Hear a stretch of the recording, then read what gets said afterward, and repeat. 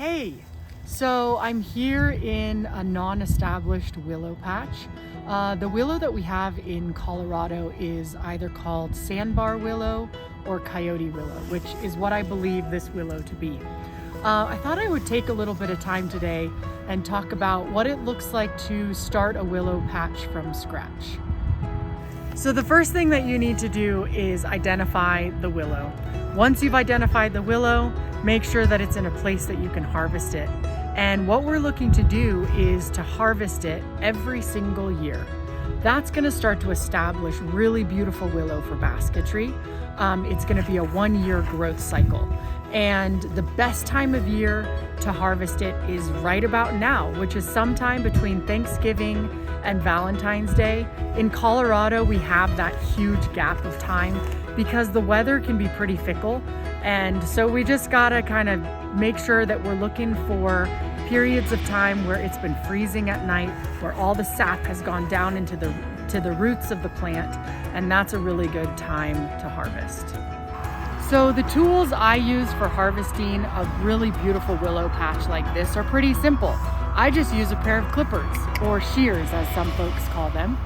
What I'm gonna do is I'm gonna come down to the base of the plant. Oftentimes there's lots of stuff going on down here. I'm gonna come down as low as I can to the base of the plant, and I'm just gonna clip. Now, here's the thing about coppicing willow. I need to clear cut. I need to cut every single piece of the willow, whether it's short, long, branches out, it doesn't matter. Later on, I'm gonna come back to each one of these plants and I'm gonna sort them. But for now, when I'm harvesting a patch, I'm just gonna clear cut the whole thing. So oftentimes with plants and foraging, we talk about never clear cutting a patch. This willow is established by the root. And so for me to come back and cut it every year is not a problem. It's gonna keep growing and it's gonna keep providing me with beautiful basketry willow for years to come. So there's a few different ways of coppicing willow.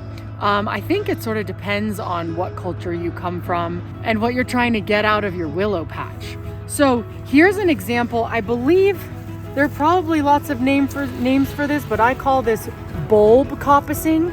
So there's the main root of the plant, and then you can see where it came out in multiple places. You can cut this back and then next year it'll grow from here. Oftentimes in watery places, this is the way that you want to coppice the willow because the water level can rise and not cover the entire plant.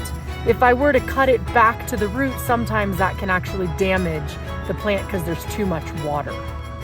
The other way of coppicing would be just to take the plant all the way down as low as you possibly can.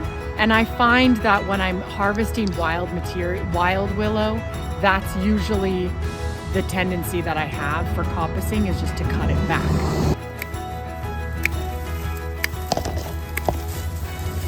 All right, so I've got a good example here of one of the reasons why we might want to do a bulb coppice versus cutting all the way down. So we're right next to this stream and the water level is going to be rising and falling. So if I cut it too low, number one, my clippers are going to get super soggy. And number two, it could damage the plant a little bit with the water level coming and going. So if you see here, I've got my nice root, and then here are my pieces coming up off the top, and I'm just cutting them at a higher level so that I don't have to deal with the water and the plant can stay healthy.